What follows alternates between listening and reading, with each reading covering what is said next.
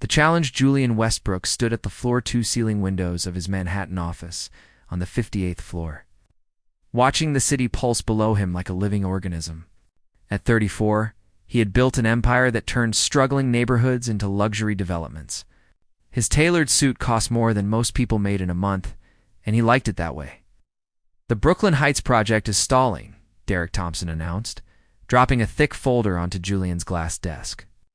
Derek had been his friend since their Harvard days, now his business partner in Westbrook Development Group.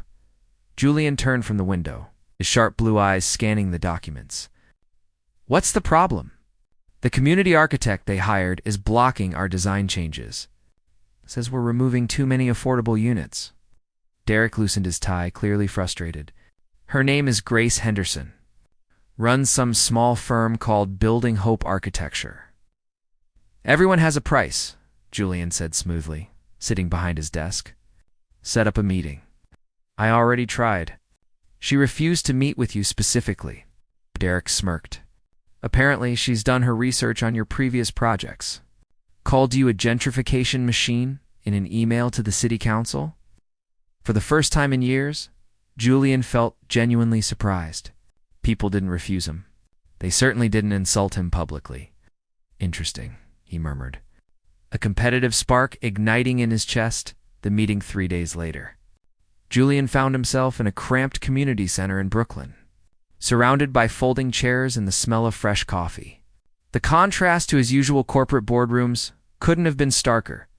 Grace Henderson walked in exactly on time, carrying a worn leather portfolio and wearing simple jeans with a blazer.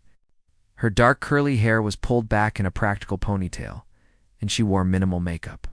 She wasn't trying to impress anyone, and that itself was impressive. "Mr. Westbrook," she said, her handshake firm and brief. "Let's make this quick. I have 3 other meetings today." Julian found himself studying her more carefully than he'd intended. She had warm brown eyes that held a sharpness he recognized, the look of someone who had fought for everything they had. "Ms. Henderson, I understand we have different visions for the Brooklyn Heights development." "Different visions?" Grace spread her plans across the table. "Mr. Westbrook, you want to replace a thriving community with luxury condos that nobody from this neighborhood can afford. That's not a different vision. That's erasure." Her passion was immediate and unfiltered. Julian noticed how her hands moved as she spoke, pointing to sections of her design, her voice rising slightly when she talked about the families who would be displaced. "These aren't just buildings," Grace continued. "This is Mrs. Patterson's bakery that's been here for 40 years. This is the Garcia family's grocery store where everyone gets credit when times are tough. This is the community garden where kids learn to grow vegetables. And this," Julian taps the financial projections, "shows that your design loses money. Projects need to be sustainable." "Sustainable for who?" Grace challenged. "Your shareholders or the people who actually live here?" They argued for 2 hours. Julian found himself engaged in a way he hadn't been in years. Grace knew her numbers, understood the market, but refused to compromise on her principles. She was stubborn, idealistic, and absolutely fascinating. The wager that night. Derek met Julian at their usual bar in Tribeca. The exclusive lounge catered to men like them, successful, powerful, always looking for the next conquest. "How did it go with the community architect?" Derek asked, ordering their usual scotch. "She's impossible," Julian admitted, but there was something in his tone that made Derek raise an eyebrow. "Impossible or impossible to charm?" "Both." Julian swirled his drink. "I've never met someone so completely immune to influence. Money doesn't interest her. Power doesn't impress her. She actually believes she can fight the entire development industry." "Sounds like she got under your skin," Derek observed with amusement. "She challenged me," Julian corrected. "There's a difference." Derek leaned back, a calculating look crossing his face. "Want to make things interesting? What do you have in mind?" "A bet." Derek's smile widened. "I bet you can't make Grace Henderson fall for you. Genuinely fall for you, not just go on a few dates. I'm talking about real feelings." Julian's competitive instincts flared. "That's ridiculous, is it? You just said she's immune to your usual tactics." I bet you can't break through those walls. Not in 90 days. And what are the stakes? If you win, I'll give you my shares in the Miami project. $20 million. Derek paused. If you lose, you give me your shares in the Brooklyn development. Julian should have walked away, should have recognized the ethical minefield he was about to step into. But the combination of Derek's challenge and his own bruised ego made him reckless. You're on, he said, shaking Derek's hand. The strategy the next morning. Julian found himself doing something he never did, researching someone who wasn't a business target. Grace Henderson's background was humble but impressive. Raised in Queens by a single mother who worked as a nurse, full scholarship to Cooper Union, started her own firm at 26, focusing exclusively on affordable housing and community development. She had been featured in several architecture magazines, always talking about designing dignity and building equity. She volunteered at homeless shelters, taught free design classes to high school students, and had turned down multiple offers from prestigious firms. Julian realized his usual approach wouldn't work. Grace wasn't motivated by money or status. She was motivated by purpose. He needed a new strategy. The second encounter Julian arranged to accidentally run into Grace at a coffee shop near her office in Sunset Park. She was sitting alone, sketching in a notebook, her coffee forgotten beside her. "It's Henderson," he said, approaching her table. "What a coincidence." She looked up, suspicion immediately crossing her face. "Mr. Westbrook. Funny how you ended up in a coffee shop 20 minutes from my office."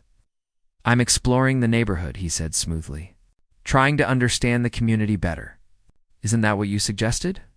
Grace studied him for a long moment, clearly trying to determine if he was serious. "You're actually walking around Brooklyn? You don't have an assistant for that?" "May I sit?" Julian asked, and something in his tone must have seemed genuine, because Grace nodded slowly. He ordered a simple black coffee, not his usual elaborate espresso drink, and sat across from her. "I've been thinking about what you said," Julian began, "about how I don't understand what I'm replacing." "You're right. I've been looking at Brooklyn Heights as numbers on a spreadsheet, not as a place where people actually live." "So what? You had an epiphany overnight." Grace's skepticism was clear, Julian admitted. "But I'm willing to learn. Show me what I'm missing. Show me why this community matters." Grace closed her notebook, her expression softening slightly. "Why should I believe you're sincere?" "Because I'm asking," Julian said simply. "When was the last time someone like me actually asked for your perspective instead of just trying to buy you off?" It was the right thing to say. Grace's eyes showed a flicker of interest, quickly masked by caution. "Fine," she said finally. "Saturday morning. Meet me here at 9. Wear comfortable shoes." Julian smiled, feeling the familiar thrill of a challenge accepted. "I'll be here." As he walked back to his car, Julian told himself this was just strategy, just part of the bet. He was simply using a different approach to get what he wanted. But somewhere in the back of his mind, a small voice whispered that Grace Henderson might be more dangerous to his carefully constructed world than he realized. The Brooklyn tour Saturday morning arrived with unexpected sunshine. Julian showed up at the coffee shop wearing designer jeans and Italian leather sneakers that probably cost more than Grace's monthly rent. She took one look at his outfit and shook her head. "Those shoes won't last an hour where we're going," she said, sipping her coffee. "They're comfortable," Julian defended. "They're ridiculous. Come on." Grace led him through Brooklyn like she owned the streets. First stop was a small bodega where the owner, an elderly man named Mr. Kim, greeted her with a huge smile. "Grace, my favorite architect." Mr. Kim came around the counter to hug her. "Did you bring the drawings for my grandson?" "Of course." Grace pulled out a sketch of a treehouse from her bag. "Tell Danny, this is what we can build in the backyard." Mr. Kim's eyes filled with tears. "You're too good to us. Always helping. Never asking for money." Julian watched this interaction with growing curiosity. Grace had drawn custom treehouse plans for a bodega owner's grandson. For free, as they left, Julian asked, "How do you know Mr. Kim?" "His store was going to close last year. Couldn't afford the rent increase." I helped him negotiate with his landlord and redesigned his storage space to be more efficient.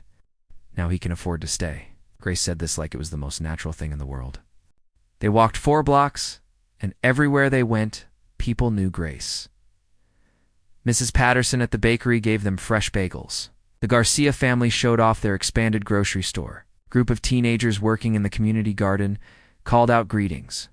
"You see that building?" Grace pointed to a renovated brownstone that used to be abandoned. It's full of squatters and drug dealers. The community came together, bought it, and turned it into affordable apartments. Now, 12 families have homes. "How is that financially sustainable?" Julian asked, genuinely curious. "Community Land Trust. The residents own shares. They pay affordable rent that covers maintenance and taxes. No profit motive, just people taking care of each other." Oh. Julian had spent his entire career maximizing profits. The idea of building without profits seemed almost alien. Yet here was proof it could work. "The Henderson family, my mother invited you to dinner," Grace said as they walked. "I told her it was a bad idea, but she insisted." "You told your mother?" "About me?" "I told her about the Brooklyn Heights situation." "She has opinions," Grace's tone suggested. Those opinions weren't favorable. The Henderson apartment in Sunset Park was small, but immaculate. Family photos covered every surface, showing Grace's journey from a gap-toothed child to a college graduate. The smell of home cooking filled the air. "You must be the developer," said a woman who was clearly Grace's mother, though she looked too young. Rita Henderson had the same warm eyes as her daughter, but with silver streaks in her dark hair. She wiped her hands on an apron and extended one for a handshake. "Julian Westbrook, ma'am. Thank you for having me. Sit down. Dinner's almost ready." Rita's tone was polite but reserved. Grace's younger brother, Marcus, was there too. He was studying social work at CUNY and had all of Grace's passion with none of her diplomacy. "So you're the guy trying to kick poor people out of their homes," Marcus said as soon as they sat at the dinner table. "Marcus," Rita scolded. "What? That's literally what gentrification is." Julian could have been offended. Instead, he found himself respecting the direct challenge. "You're not wrong. That's often the result of development, even when it's not the intention." "Oh, so you accidentally make neighborhoods unaffordable?" Marcus pressed. Marcus let the man eat, Rita said, serving pot roast that smelled incredible. Throughout dinner, Julian found himself in the most honest conversation he'd had in years. Rita talked about working double shifts as a nurse to put Grace through college. Marcus shared stories about the kids he mentored who were being pushed out of the neighborhood. Grace added context about how housing policy failed communities. "My father was a carpenter," Rita said quietly. "He built things with his hands. Beautiful things. He used to say that every building should make people's lives better, not just make someone rich." "Where is he now?" Julian asked. "Died 10 years ago. Construction accident." Rita's voice remained steady, but Grace reached over and squeezed her mother's hand. Julian felt something crack inside his chest. These weren't abstract concepts. These were real people with real losses, fighting to stay in the only home they'd ever known. The shift over the following weeks.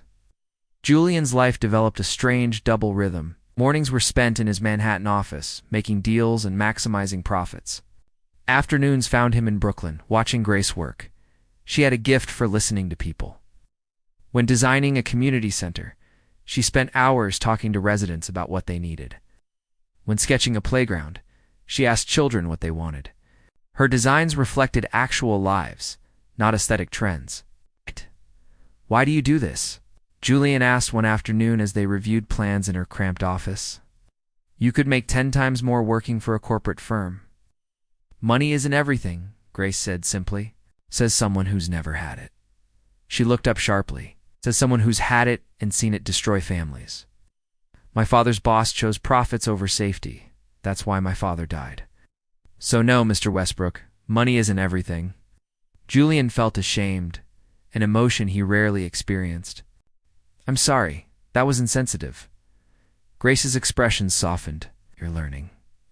Slowly, but you're learning." They had started meeting for coffee most mornings. Julian told himself it was just part of the bet, but the truth was becoming harder to ignore. He enjoyed her company.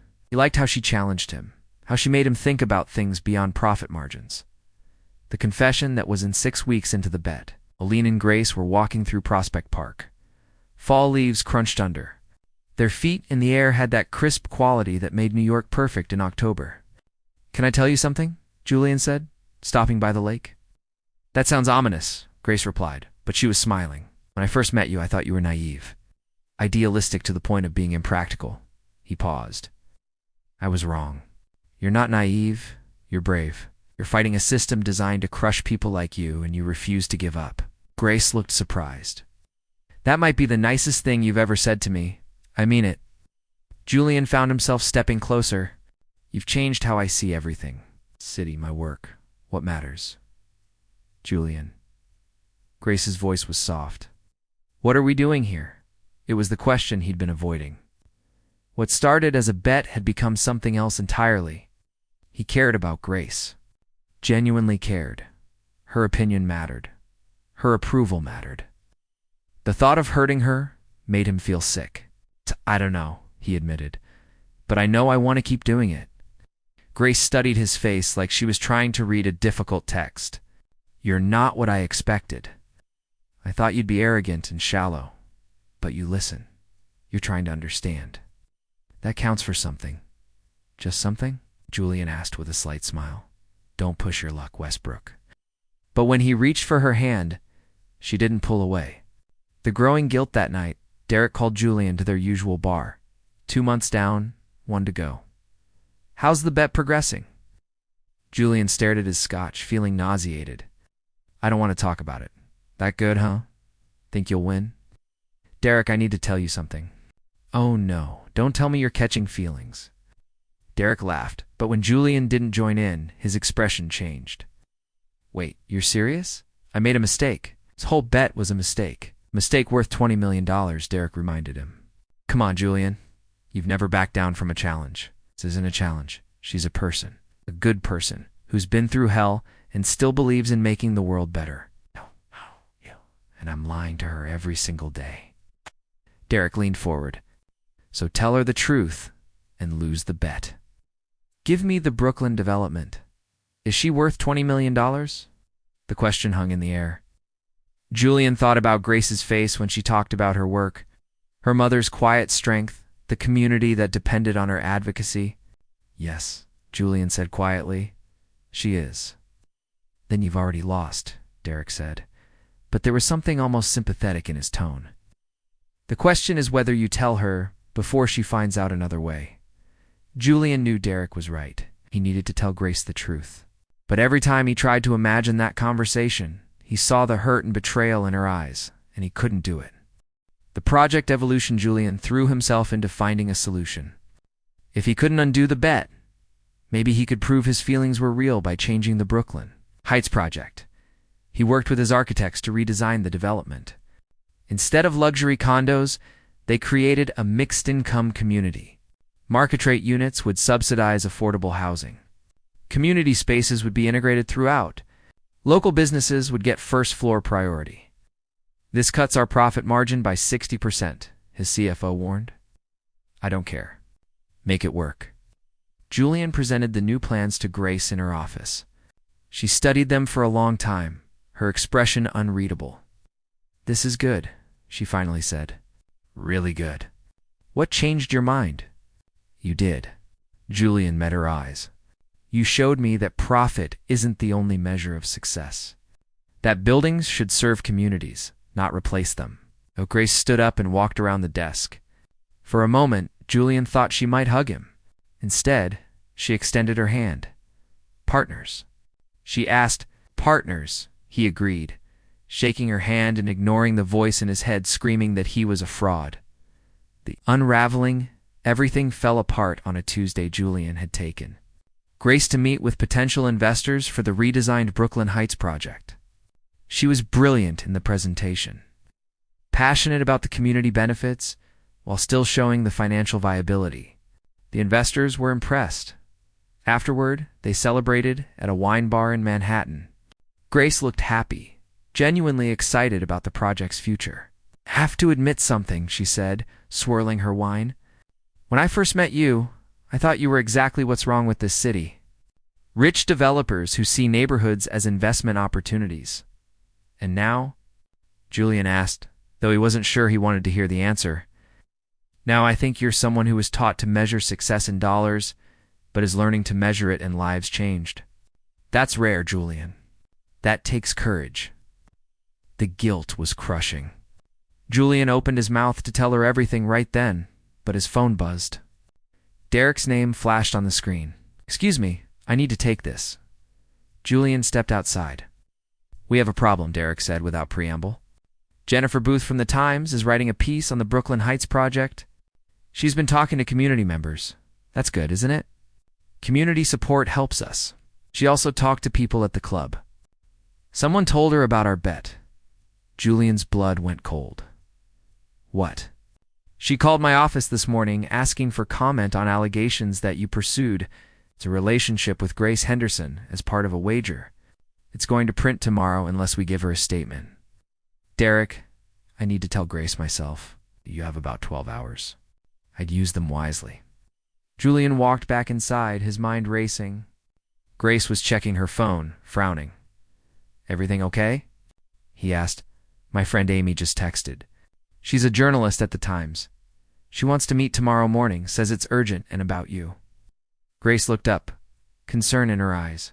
Julian, what's going on? This was it. The moment where everything either survived or shattered. Grace, we need to talk. Can we go somewhere private? The confession, they went back to Grace's office in Brooklyn. The space that had become so familiar now felt like foreign territory. Grace sat behind her desk while Julian stood by the window, unable to face her directly. 3 months ago, Derek and I made a bet, he began, forcing the words out. He bet that I couldn't make you fall for me. The stakes were high. $20 million. The silence that followed was deafening. Shh. You're joking, Grace finally said, her voice barely above a whisper. I wish I was. Julian turned to face her. That first accidental meeting at the coffee shop wasn't an accident. The whole thing was planned. I was supposed to make you care about me and prove Derek wrong. Grace stood up slowly, her hands gripping the edge of the desk. Everything? All of it was fake? No. That's what I'm trying to tell you. It started as a bet, but it stopped being fake weeks ago. Grace, what I feel for you is real. What you feel for me. Her voice rose. You don't get to talk about feelings, Julian. You played with mine like they were poker chips. I know, and I'm sorry. I wanted to tell you so many times, but you didn't. You kept lying every single day. Tears were streaming down Grace's face now. I told you about my father. About how profit over people killed him. And you were literally betting on my feelings for profit? The accuracy of her words hit him like a physical blow. You're right. I'm exactly what you thought I was when we first met. Oh, you're worse. Because you made me believe you could be better. Grace wiped her tears angrily. Get out of my office, Grace, please. Get out. Her voice broke. Get out and don't come back. The Brooklyn Heights project is done. I'll work with your team, but I never want to see you again. Julian wanted to argue, to explain, to somehow make this right, but he had no right. He'd destroyed something beautiful because of arrogance and greed. He left without another word. The Aftermath the Times article ran the next morning with the headline, Manhattan developers' romance revealed as high-stakes bet. It was devastating. The business community was buzzing with gossip. Julian's reputation took a hit, though many seemed to find the story amusing. Rich men playing games with people's emotions wasn't exactly shocking news. For Grace, it was different. She became the architect who was fooled by a bet. People looked at her with pity. Some questioned her judgment on the Brooklyn Heights project. Rita Henderson called Julian directly. Right. I thought you were different, she said, her disappointment more painful than any anger. Grace defended you to everyone. She said you were learning, changing. And all along, you were lying to my daughter. Mrs. Henderson, I know I can't fix this, but I need you to know that my feelings for Grace are real. The bet was real, but what developed between us wasn't part of any game. Then prove it, Rita said simply, not with words. With actions, and not for her sake. For yours, because right now, you're exactly the kind of man my husband warned Grace about." She hung up before Julian could respond. The grand gesture Julian spent 3 sleepless nights figuring out what to do. Money couldn't fix this. Apologies were worthless. He needed to prove through action that he'd changed, that Grace's influence on him was real and lasting. He called an emergency board meeting at Westbrook Development Group, restructuring the company. He announced to shocked executives, "We're pivoting from luxury development to mixed-income housing. Every project going forward will include affordable units. We're creating a foundation that will fund community-led development initiatives." "Julian, that's financial suicide," his CFO protested. "And it's the right thing to do. And if you can't support this direction, I'll buy out your shares." Derek pulled him aside after the meeting. "You're really doing this? Changing your entire business model?" "I'm doing what I should have done years ago. What Grace showed me was possible." "This isn't going to win her back," Derek warned. "I know. I'm not doing it to win her back. I'm doing it because she was right about everything. And I can't go back to who I was before I met her." The sacrifice the Brooklyn Heights project became Julian's obsession. He worked with Grace's team remotely, implementing every suggestion they made. He increased the affordable housing percentage. He gave local businesses 10-year leases at below-market rates. He funded the community center Grace had designed. The project was approved by the city council with unprecedented community support.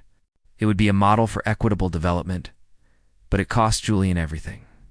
The restructured business model scared investors. His board voted him out as CEO.